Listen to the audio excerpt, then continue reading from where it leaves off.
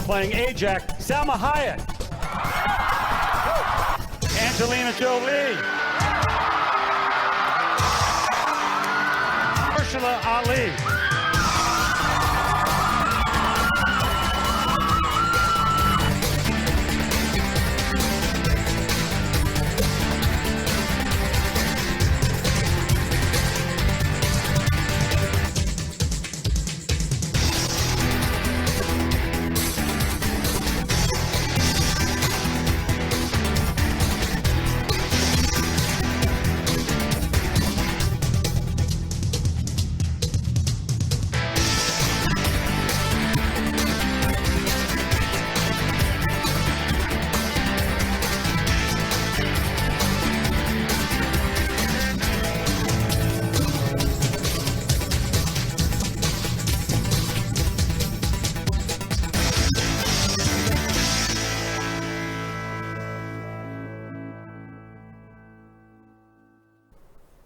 Well, I did mention in another video before, San Diego Comic-Con wasn't that great, but there were some things that shined out a little bit.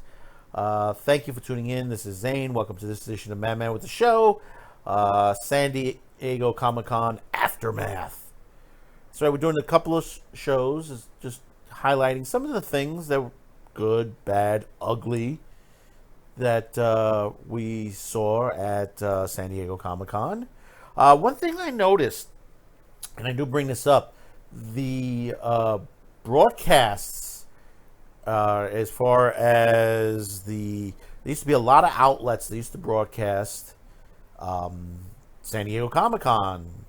You know, this year, IGN, it was so-so. Collider was light as well. I think they just waited till after whatever happened, then they just on there. I mean, I was surprised Variety was doing some recaps, but there was like no major network. You kind of would have expected at least one of the other networks that does handle, you know, something of this nature, you know, something like El Rey or something like that, to do at least a broadcast from there, but they didn't. I mean, YouTubers had more hours, you know, like Nerderotic, Geeks and Gamers. There are a lot of them, and that's why I say please support these people. You know, these creators on YouTube. They're the ones sitting out there giving you this kind of programming, the programming that you, the viewer, wants. You know, and that's very important. Subscribe, like, support, share, and I keep saying this always. But before we get really deep in there, one thing about Comic-Con, there are things that that are not at Comic-Con per se, but get released at the same time, but in that genre. Whether it's anime, horror, science fiction, anything of the nature.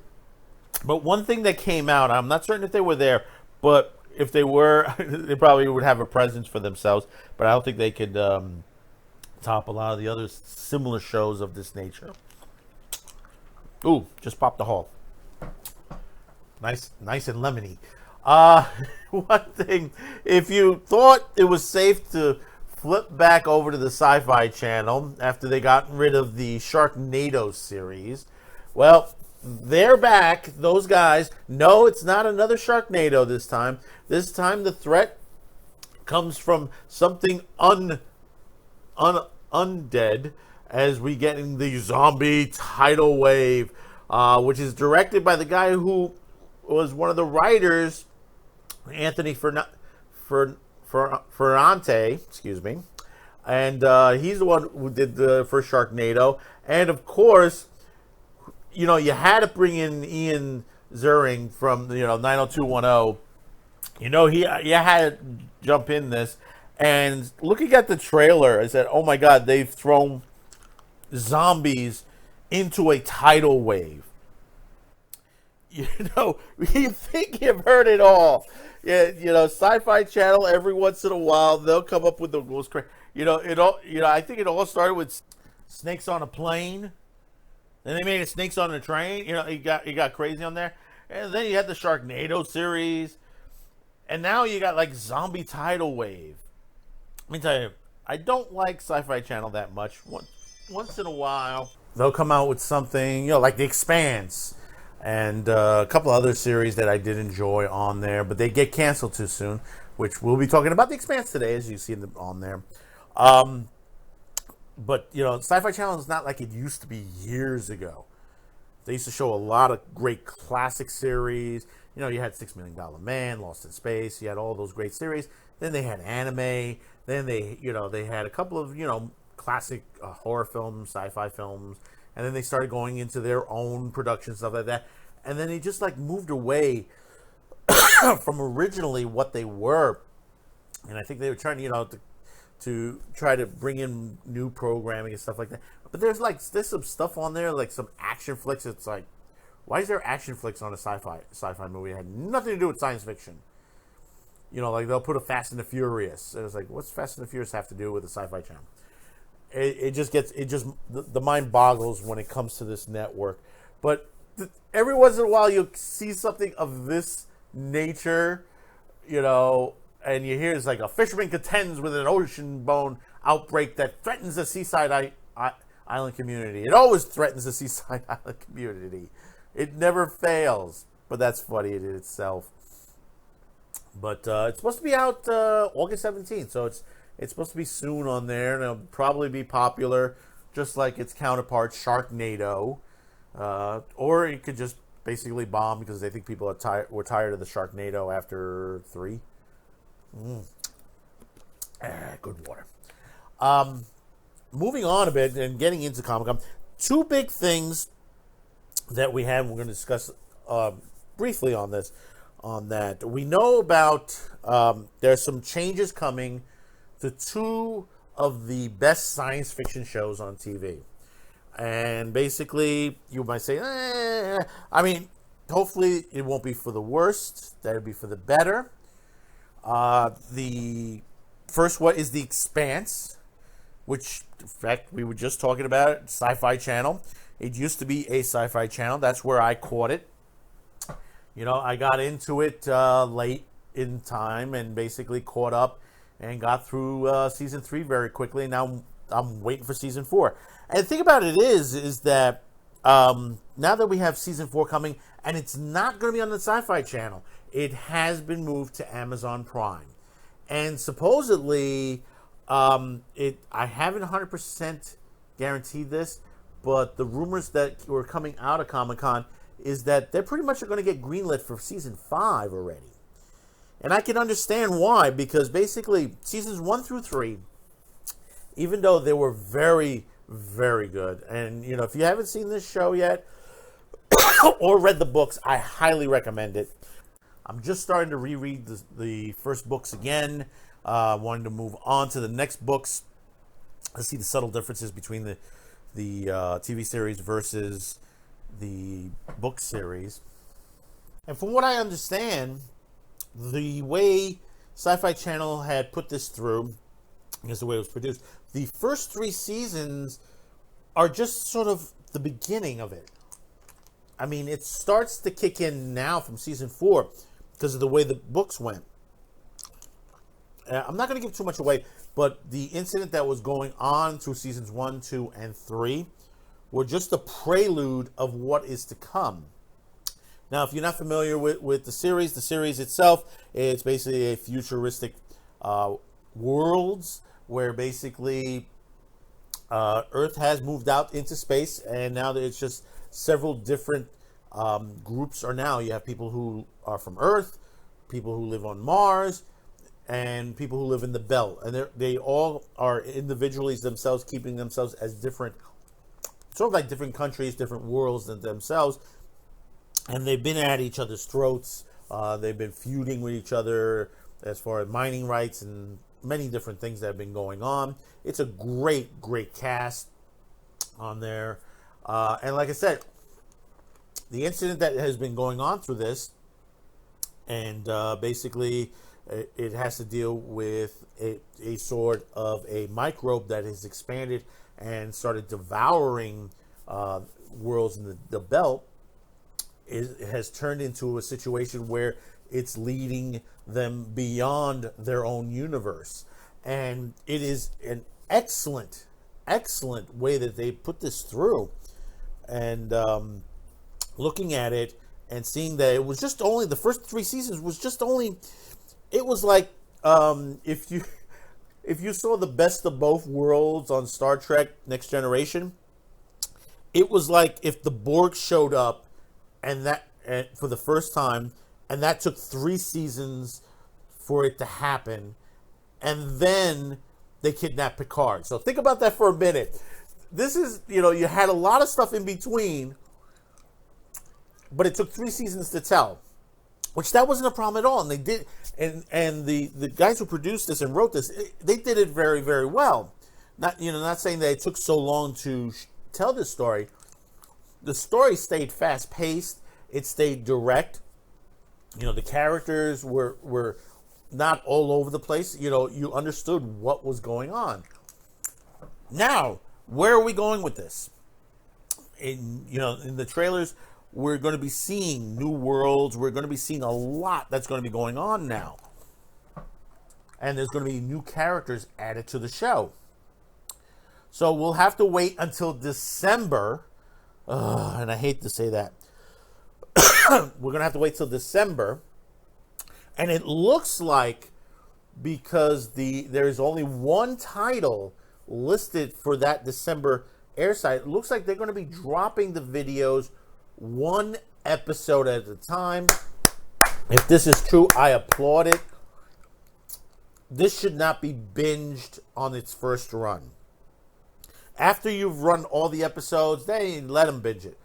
But if you want to stay with, your viewers, Amazon, and that was the problem with Great Omens. Great Omens was fantastic, but they could have released it 1 episode at a time, and it would have kept people on target. You would have been able to advertise more and get more people watching the show, because it was week to week.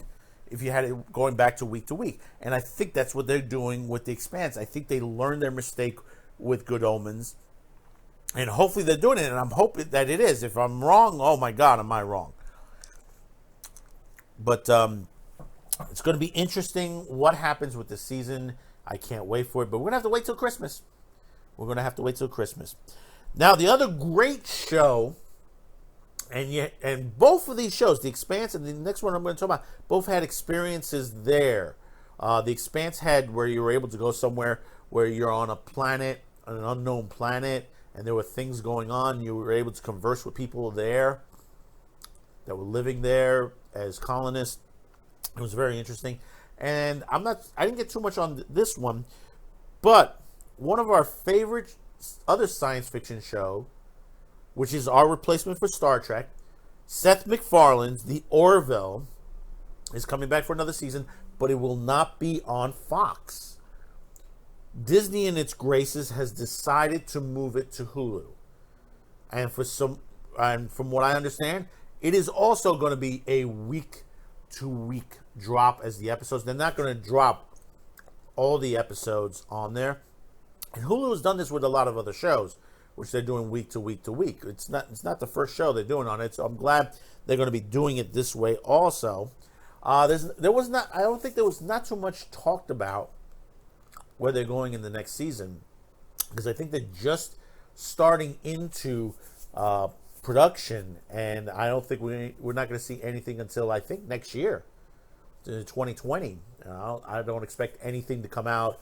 The earliest would have to be Christmas, if anything, if they're going to release an episode. But it's great to see that they're concentrating more into it. I mean, some people said, "Oh my God, it's going to Hulu. It's just going to..." Possibly, but I doubt it highly. Disney is spending a lot of money. I mean, Disney's having a lot of problems. Yes, I understand. And you heard that from my last episode. Yeah, they're having a lot of PR problems and stuff like that. But they're also spending money on TV shows. I mean, they're putting together a lot of Marvel shows. They're putting together a lot of other TV shows, Star Wars, The Mandalorian, and all that. And so far, that looks great. And if they're able to move Hulu over to this and basically get a good percentage. I mean, I think they're moving the Orville for the reason is to draw people to Hulu. Because you're going to have Disney Plus and you're going to have Hulu. Disney Plus is going to have your family material, all your cartoons, your stuff that's, family oriented. Then you're going to have Hulu, which is going to handle your adult. Now, does this mean they're going to be starting 4-letter cursing in the Orville?